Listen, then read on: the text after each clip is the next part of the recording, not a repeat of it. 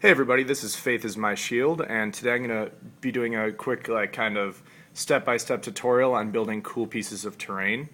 I'm working on this for an independent film called Before the Fall, done by a bunch of really talented people. And I'll put all their links and stuff in the bottom so you can check it out when it's all said and done.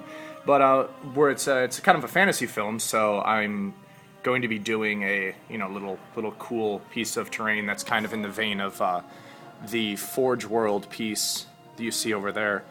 That's painted and all that fun stuff and all done. That is the Weathertop Amon Hen from Lord of the Rings: The Fellowship of the Ring, and it's a really cool detailed piece. And I'm going to be kind of doing something that's kind of similar and replicating it.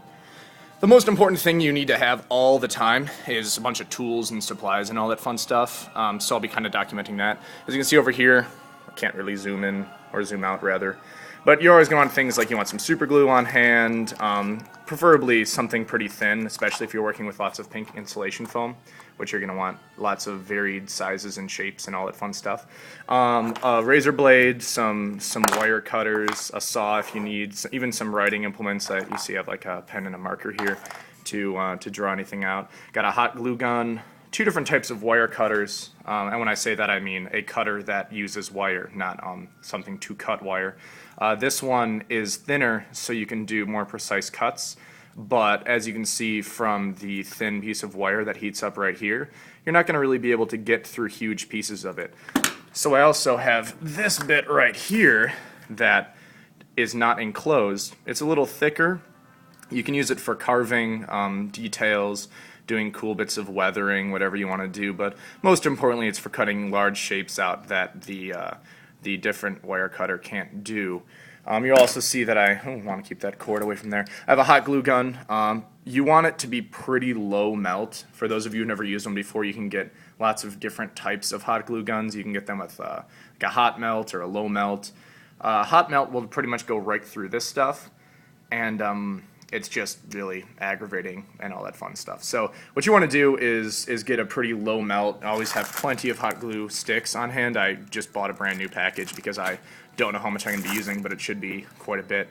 Having some toothpicks, preferably round, not square, just in case you need to make any adjustments. It's easier to turn something that's round as opposed to something that's square. For fitting together larger pieces, such as like columns or pillars or anything like that, you're going to need to use some round toothpicks to keep them steady, especially if you're working on wargaming terrain or something of the like. You're going to want it to be pretty sturdy. This is going to be a set for a movie, so I'm not too worried about that, but it's better safe than sorry. I have a bunch of different types of other glue. You got like some PVA glue. PVA glue works a lot better than Elmer's glue. People think it's the same. It's not. Elmer's glue dries like really hard, like hard plastic. PVA glue dries more rubbery, so it has a little bit more give. It makes all the stuff you're building sturdier. It's a little bit more expensive, but if you ask me, it's totally worth it. Regular glue stick for glue and stuff. Preferably for weaker bonds, tinier things if you're using cardboard, or you see like balsa wood and rods over here. You don't need to use hot glue, and sometimes hot glue can like ooze all over the place if you're doing tiny little pieces of wood or anything. So that's where the glue stick comes in handy. It works pretty well. I have some Games Workshop water effects. You can use a clear resin, but I find any type of water effect for either from like Woodland Scenics or from Games Workshop works really well to smooth over anything. If you have any hard edges that you want to meld a little bit more, and I'll show you why I'm using that later. It's actually pretty cool and easy. I think that's it. Oh, I got some what do they call these, brads. I used to use these in like first and second grade to make little like folder dealies. But what they work really well for, and hopefully you can see them here, is kind of like for little rivets and studs and stuff. You can use pins. I to be honest, I couldn't find any, so I just ended up getting these. But they'll work just fine. I was like $1 for a million of them, so you should be okay, especially if you're doing like some futuristic wargaming terrain. What else? I got 400,000 bajillion brushes of all different shapes and sizes. Most of them are pretty beat up because I'm not going to be using them for painting. I'm going to be using them for doing weathering, applying glue or the water effect and stuff like that. And you can use a good brush for that, and if you wash it out, it should be fine, but I just prefer to not risk anything. I'm not sure if I'm going to need this, but I got some Crayola Model Magic. This stuff is awesome. It dries into like a really soft foam, so if you need to make any like gradual hills or like sandbanks or anything like that, it works really well. I have some evergreen scale models, Plasticard, or people call it Plasticard, but it's actually called polystyrene or sheet styrene. Stuff, it's hard to find a place that sells this. You can get it online really easily, or at a place like I got this at Hobbytown USA. And it's kind of pricey, but it's really worth it. You see I have a bunch of different gradations of it. There's like a 40, a 30, and this stuff is like ridiculously thin. And this is a 0.013 millimeters. And then I have this one that's a 0.5. So you're gonna use that stuff for doing like a tiled floor and making a cool design. Another reason I have the writing implements is to work that out. You can use like a card, like a thin cardboard. Don't use corrugated cardboard like you'd find in a box, but something really thin like you'd find in a cereal box. That's really what you're looking for. I have like a little scaled blueprint, nothing crazy.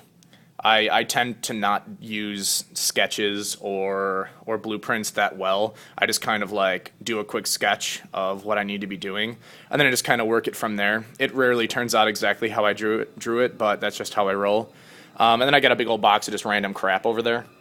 Some Games Workshop plastic and just lots of assorted tools and different things. I probably won't need them, but again, never hurts to be safe. And I think, last but not least, I have some Woodland Scenics medium ballast and some sand. This is Games Workshop sand. I keep it in a Tupperware container, so it's easier to work with. But the nice thing about this is that it's very varied.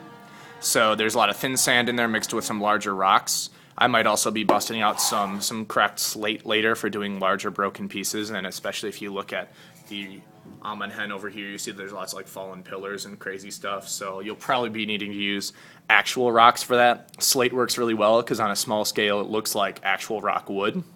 But if you're also either on a budget or just feel like doing more stuff yourself or having more control over what the pieces look like, just use the pink foam, and I'll show you how to make rocks and stuff out of that, so it should be pretty cool when we're all said and done. Okay, like I said, I don't have any actual blueprints. I just have a little dealie right here. So what I'm going to be doing is I'm going to be drawing out with my marker an area on the pink foam to start cutting out and working with, and that'll be in my next video, okay?